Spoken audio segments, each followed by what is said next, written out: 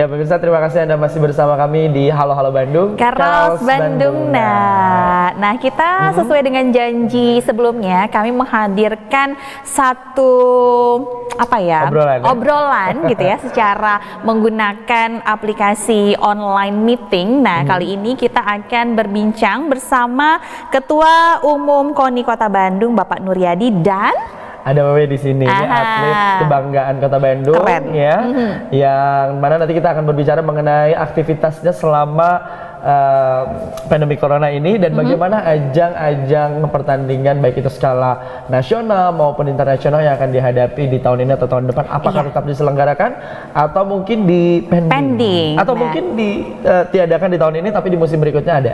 Iya, kabarnya kalau Amerika Serikat sendiri akan menerapkan social distancing sampai dengan 2022. Kalau kita Indonesianya kayak nggak kuat gitu ya, sebulan aja udah galau. Nah, kita coba akan berbincang dengan kedua narasumber kita pagi hari ini. Sebelumnya kita sapa dulu ya. Assalamualaikum Pak dan Teteh. Waalaikumsalam Teh. Waalaikumsalam.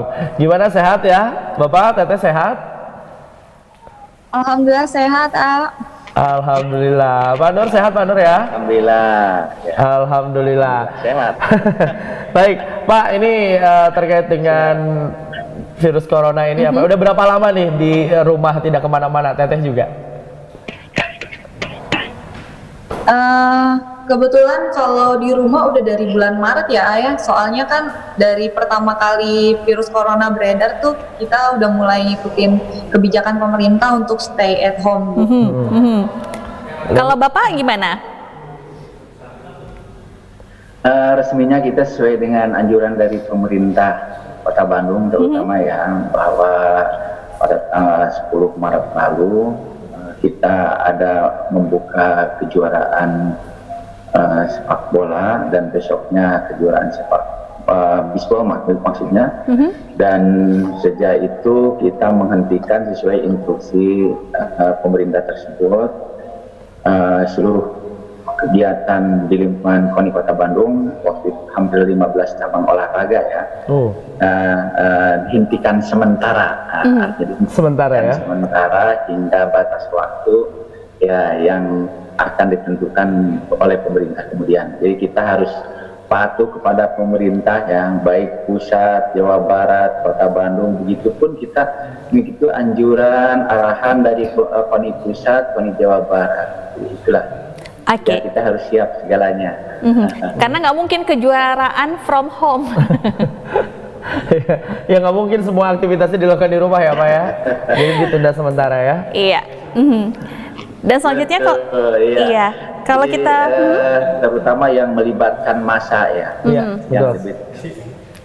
Yang melibatkan massa, kita berusaha menghindari sesuai dengan anjuran itu social distancing itu.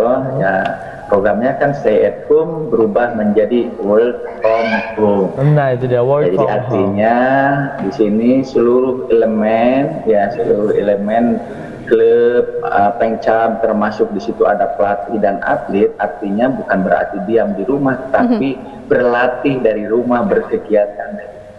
Iya, berlatih di rumah, berkegiatan di rumah. Tapi apa saja yang dilakukan di rumah selama karantina ini atau stay at home ini? Olahraga tetap jalan? Iya, kalau untuk cabang pencaksilat sendiri kebetulan program tetap dijalankan ya. Jadi karena kita mengikuti peraturan pemerintah untuk tetap melindungi diri kita, menjaga kesehatan kita, jadi kita latihannya masing-masing di rumah dengan tetap pelatih memantau kami melalui WhatsApp seperti itu. Oke. Tetap dipantau ya, walaupun harus berlatih di rumah, bukan berarti dilepas begitu saja. Tetapi seperti yang disampaikan oleh Bapak tadi, work from home. Jadi dari rumah juga tetap memantau. Itu bentuk dari work from home-nya Pak ya. Ya, tentu saja ini dituntut para pelatih dengan atlet secara mandiri. Pelatih harus membuat program untuk individu ataupun kelompok, dan disitulah pelatih harus memberitahukan, menginformasikan kepada para atlet bagaimana cara berlatih secara mandiri, atau yang seringkali disebut dalam sebuah konsep disebut dengan isolation training, exercise training. Itu udah lumrah dimanapun bahwa para pelatih melakukan latihan secara terisolasi jauh dari orang-orang yang bersuatu atau virus inilah COVID-19. Dan di sini para atlet Kota Bandung juga yang tergabung dalam Pelatda Jawa Barat ada yang latihan terisolasi secara mandiri.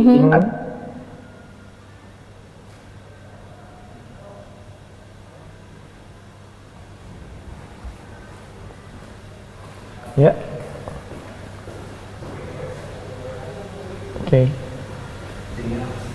Ya, itu masih tersambung. Iya, masih tersambung dengan Pak Nuryadi selaku Ketua Umum KONI Kota Bandung ya. Pak Nur, kalau kita berbincang mengenai program skala nasional dalam waktu dekat adalah penyelenggaraan PON 2020 di Papua. Betul. Dan ini sepertinya akan ditunda penyelenggaraannya. Tanggapan dari Bapak Nuryadi seperti apa?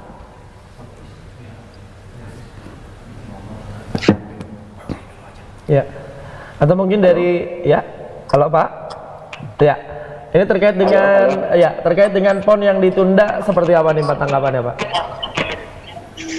Untuk yang PON ditunda kita harus mengikuti arahan betul dengan pemerintah, walau bagaimanapun itu keputusan menteri baru dalam bentuk lisan. Karena apa? Itu baru audiensi antara Komisi 10 dengan menteri, dan keputusan terakhir ada pada presiden. Memang kita masih menunggu apapun nanti yang terjadi di dalam keputusan itu. Seluruh komponen KONI Kota Bandung sebagai penyuplai atlet, salah satu penyuplai atlet KONI Jawa Barat sebagai yang punya wewenang di sini untuk mengirimkan atletnya harus siap di sini. Karena apa? Kalaupun kita tengok di dalam undang-undang SKN memang bahwa kita menyelenggarakan kejuaraan atau event olahraga nasional itu harus sesuai dengan tujuan. Tujuannya salah satunya kan sangat jelas tentang kualitas hidup, meningkatkan kesehatan, kebugaran, memperkokoh ketahanan nasional. Maka dalam posisi begini mana mungkin kita bisa kokoh ketahanan nasional, tapi sekarang banyak sekali orang-orang yang terkena. Ini kan tidak bagus. Jadi ini apapun yang terjadi nanti, kalau bulan Oktober jadi, seluruh atlet saya kira siap. Kalaupun nanti digeser, kita juga harus siap. Tapi risikonya kan pembiayaan kan, Betul. Masa latihan itu semakin panjang. Kan seharusnya tahun ini selesai ya, tapi bergeser beberapa bulan ke 2021. Itu sebuah konsekuensi ya, resiko. Ada positif, ada negatif. Ya negatifnya kan salah satunya pembiayaan dan lain-lain. Positifnya barangkali ingin clear semua masyarakat yang tergabung di dalam PON. Di situ kan lebih dari 12.000 orang atlet latih yang tergabung, belum penonton nanti di Papua itu. Jadi ini resiko. Karena apa yang bertanggung jawab adalah pemerintah. Disitulah menteri dengan penyelenggara yaitu tuan rumah. Mana mungkin bertanggung jawab kalau posisi begini. Ini harus dipahami oleh seluruh lapisan masyarakat, harus paham. Di Undang-Undang SKN dan Peraturan Pemerintah 17 tahun 2007 sangat jelas. Jadi kita menunggu keputusan Presiden apa dilanjut di Oktober atau bergeser ke 2021. Kita semuanya harus siap.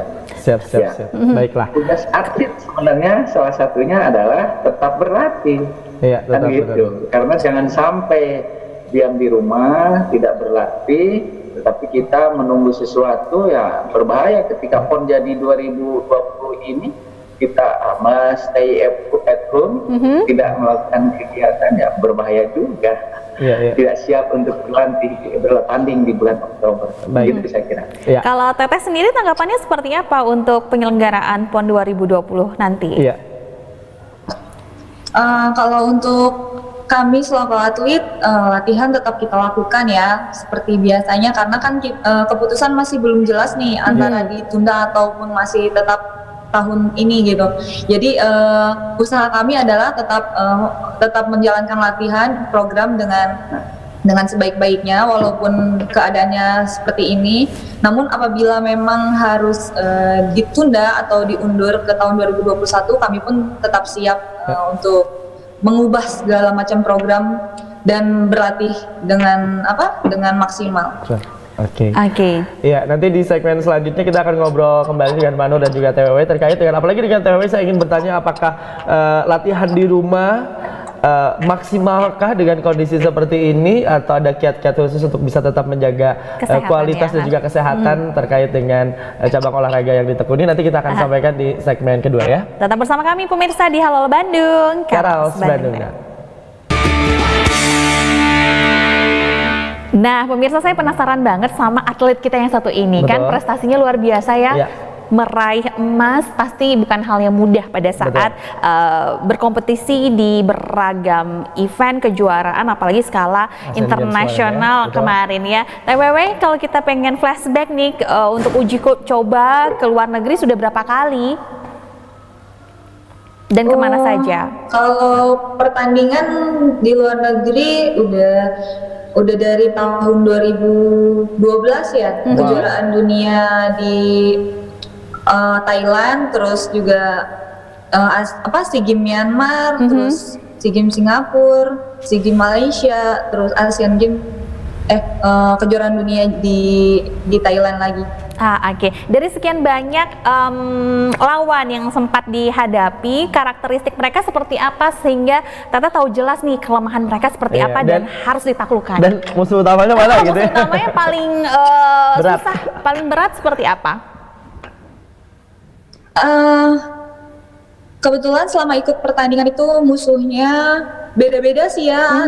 Jadi kadang kalau kita prediksi belum tentu atlet itu yang muncul gitu. Jadi intinya sih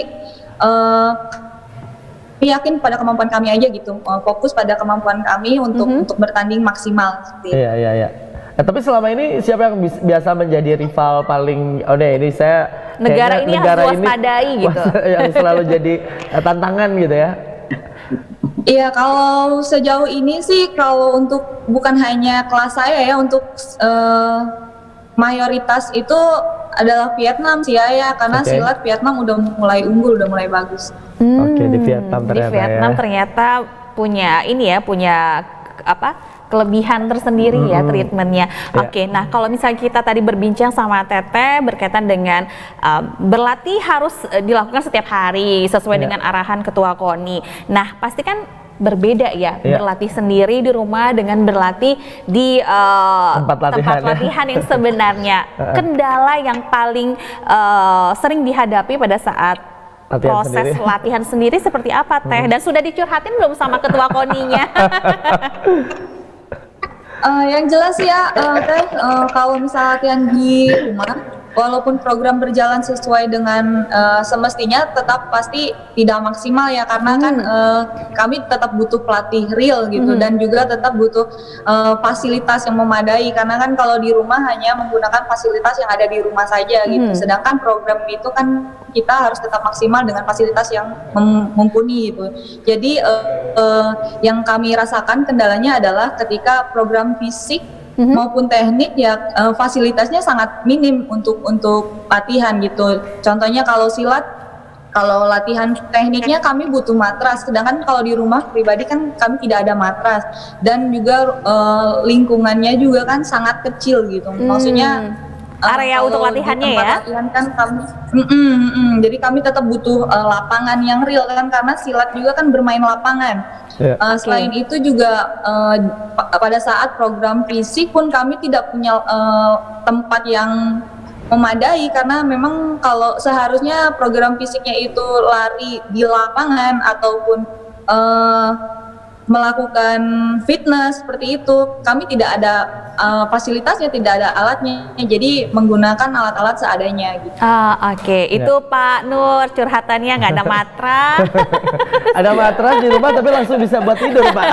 Jadi nggak latihan, itu bahayanya begitu ya. Pak Nur, gimana nih tanggapannya mengenai kondisi seperti itu, Pak? Ya, yang disampaikan oleh WW itu kondisi real yang dihadapi oleh para atlet.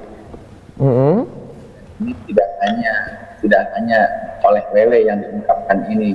Ya. Memang kesulitan yang utama terkait dengan fasilitas, sarana fasilitas. Karena apa? Ada yang bisa semuanya dimanipulasi di latihan di rumah, tapi memang betul-betul karena ketika cabang olahraga ini kan cabang olahraga bela diri dan banyak sekali nomor-nomornya di situ. Memang perlu partner, sparring dan seterusnya. Memang itulah di situ ketika WW nanti berdiskusi dengan pelatih, memang harus ada tingkat inovasi kreativitas supaya apa, tidak jenuh, karena berbahaya juga ketika jenuh. Untuk latihan fisik memang ini harus hati-hati betul, karena disitulah volume intensitas yang harus dimiliki oleh WW, dikoordinasikan dengan pelatih, karena saya yakin pelatihnya itu sangat ahli di situ, kan WW juga udah levelnya bukan level daerah lagi, level dunia kan. Kalau udah juara dunia kan beliau. Jadi saya kira disitulah memang akan ada tingkat kejenuhan mereka kalau berlatih di rumah ya. Akan ada, tapi bagaimana caranya WW ini mensiasati kembali. Kalaupun memang sangat urgent, ya itu kan bisa koordinasi dengan pelatih, tetap kan jaga jarak aman itu kan. Iya, betul. Sekarang itu kan ada perlu sentuhan memang itu ya. Tidak mungkin kalau tidak bersentuhan, ya. Iya, betul. Dan ini yang diriskankan itu adalah itu. Sementara kita kan tentang social distancing ini kan insya Allah lah 14 hari, mudah-mudahan setelah itu kita bisa melewati tahap ini dan kita bisa kembali berlatih. Dan ini kesulitan ini sekali lagi memang tidak hanya diungkapkan oleh TWW. Iya, betul. Banyak sekali atlet atau pelatih yang mengungkapkan ini kepada kita, kepada Tony, bagaimana caranya, apakah bisa misalnya lahan kumuh untuk digunakan latihan yang khusus para atlet. Dan ini juga masih dalam perdebatan yang cukup sengit. Di satu pihak kita kan ingin betul-betul COVID-19 ini ikut berakhir, ingin clear. Kalau kita menggunakan sarana ya pasti akan terjadi ini lagi bukan memutus mata rantai, tapi makin menyebar ya, Pak. Jadi ini jadi bertolak belakang dengan program pemerintah, ini yang kami khawatirkan. Jadi ini sekali lagi wayahna, kalau bahasa Sundananya, Sunda kitanya wayahna, bersabar lah di rumah dulu, berlatih secara mandiri. Kalau memang harus dikonsultasikan karena urusan dengan volume dan intensitas latihan, ini gunakanlah fasilitas yang ada, IPTEK yang ada, alat bantu ya kan. Sekarang kan anak-anak sekarang, atlet sekarang punya teknologi yang cukup canggih, dengan handphone, dengan jam yang bisa mengukur latihan dan volume latihan, aplikasinya tinggal di download. Saya kira itu kreativitas, inovasi, komunikasikan dengan para pelatih, dan saya sangat yakin pelatih yang tergabung dari Kota Bandung dan dari Jawa Barat merupakan pelatih-pelatih yang tergabung juga di level nasional. Jadi artinya pelatih nasional, bukan pelatih nasional. Ya, intinya mungkin support dari para pelatih untuk para atletnya terus diberikan meskipun kondisi harus berjauhan dari rumah ya, Pak ya. Yang jelas mungkin tidak terputus pemantauannya untuk persiapan menuju ke pertandingan berikutnya setelah pandemi corona ini selesai ya, Pak ya. Ya, terakhir Pak dan Teteh, mungkin ada yang mau disampaikan untuk pemirsa di rumah? Kan, Iya, silakan. Ya.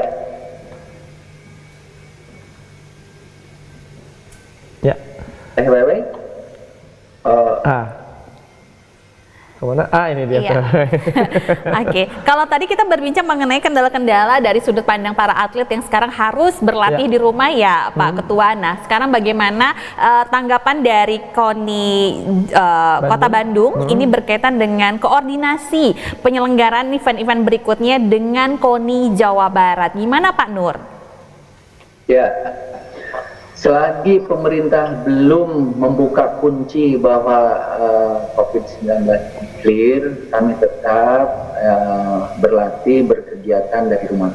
Jadi kami tidak berani membuka peluang untuk kegiatan seperti kejuaraan, ya event-event yang membuat massa banyak. Karena apa? Kalau satu kali dibuka, saya yakin minimal di bulan ini kan 15-16 cabang olahraga, kan ada event, itu kan menyita banyak orang, banyak perhatian, banyak waktu, banyak tenaga yang keluar, dan saya kira ini cukup berbahaya. Mendukung pemerintah programnya jadi berbanding terbalik, kontraproduktif. Jadi ya, sebagai ketua umum Kota Bandung, ya bersabarlah pada cabang olahraga agar kita bisa segera berakhir tentang ini, karena saya yakin kegiatan di induk cabang olahraga yang mohon maaf 67 bus badan fungsional itu sudah menunggu antrian kegiatan. Yang kemarin dihentikan itu kan sampai 15 dalam bulan Maret April ini, 15 cabang olahraga, belum nanti Mei Juni dan seterusnya. Saya kira mudah-mudahan pasca Lebaran kita segera berakhir dan beraktivitas kembali seperti biasa, dan mudah-mudahan dan itu dinyatakan nanti dalam surat resmi oleh pemerintah. Kita menunggu dari pemerintah. Menunggu ya. Sekarang lagi ngegantung semuanya ya Pak Nur ya. Oke. Nah Pak Nur dan juga TWW, kita akan berbincang kembali di segmen berikutnya. Setelah pariwara berikut, kita akan bergabung lagi bersama pemirsa, tentunya bersama kami di Halal Bandung. Karaos Bandung. Ya pemirsa, kita akan lanjutkan kembali perbincangan kita dengan Ketua KONI Kota Bandung dan juga TWW, ini atlet kebanggaan Kota Bandung, Jawa Barat dan Indonesia tentunya di cabang olahraga pencaksilat. Ini mungkin obrolan kita yang terakhir nih Pak ya. Kita ke TWW dulu. Harapannya sebagai atlet nih kepada KONI Kota Bandung dan juga kepada KONI Jawa Barat, boleh disampaikan TWW mangga. Barangkali TWW merasakan dampak dari pandemi COVID-19 ini, baik secara psikologi, kemudian baik secara finansial. Barangkali ada bantuan yang diharapkan, diinginkan dari KONI Kota Bandung khususnya, mangga TWW. Pastinya harapan kami adalah semoga KONI selalu tetap mensupport kami selaku atlet, dan juga kami kan memang tetap butuh vitamin untuk jaga kesehatan, jadi kami tetap butuh suplemen. Jadi harapannya semoga Ketua KONI bisa memberikan kami suplemen, dan juga semoga intinya sih semoga selalu mensupport kami lah, agar kami tetap maksimal untuk memberikan yang terbaik untuk KONI. Oke, untuk rekan-rekan sesama atletnya mungkin boleh disemangatin Teh. Selain itu harapan kami semoga COVID-19 ini segera berakhir, semoga musibah yang kita alami ini semoga selesai, agar kami dapat berlatih bersama, tetap semangat, tetap jaga kesehatan untuk teman-teman yang tetap stay at home, rajin bersih-bersih, cuci tangan menggunakan sabun, karena itu penting setelah latihan gitu. Jadi intinya tetap jaga kesehatan, latihan yang semangat untuk tujuan yang sama, yaitu menjadi juara di event yang kita harapkan nanti. Amin. Iya. Dari amin. Ketua KONI sendiri seperti apa Pak Nur? Ya, harapan seluruh atlet pasti begitu ya. Suplemen tadi Pak Nur. Kami mensupport ya untuk para atlet, pokoknya duta olahragawan dari Kota Bandung, atlet pelatih kami tentu saja yang berlaga untuk PON 2020 di Papua, dan kami juga berkoordinasi dengan Ketua KONI Jawa Barat, sama-sama mensupport, mendukung, dan mudah-mudahan kalaupun belum maksimal bantuan-bantuan yang kami berikan, optimalkan. Karena apa, itu kebaikan dari pemerintah Kota Bandung, kebaikan dari pemerintah Jawa Barat memperhatikan para atletnya. Kalau kita berkaca pada puluhan tahun kebelakang, ya ini tidak pernah diberikan yang untuk yang seperti itu. Kalau zaman sekarang kan atlet juara dunia WW udah dapat ini dapat itu. Kalau yang atlet dunia dulu mah tetap aja sulit. Kalau sekarang alhamdulillah itu patut disyukuri yang paling utama. Walaupun sekarang belum maksimal karena kejuaraannya kan belum ya.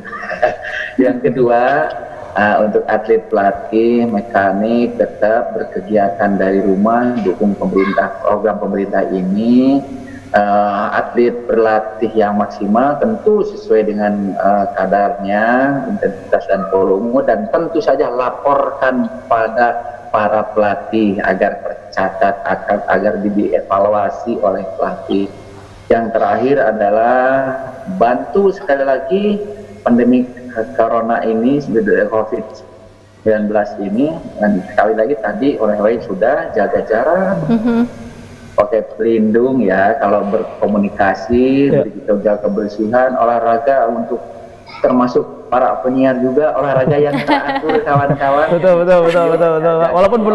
Walaupun bukan atlet ya Pak ya. Nanti tidak bisa siaran ya. Iya. Oke.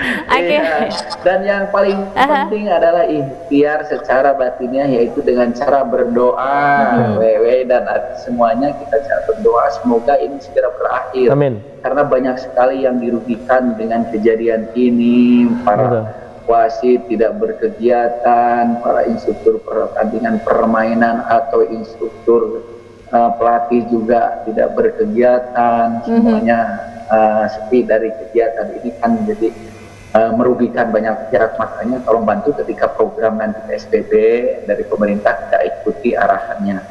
Iya. Tidak semata-mata Allah akan menguji sesuai kapasitas dan kemampuan kita masing-masing.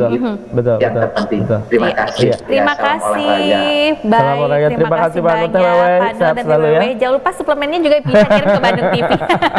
Hatur nuhun, jaga kesehatan selalu, sukses untuk KONI Kota Bandung.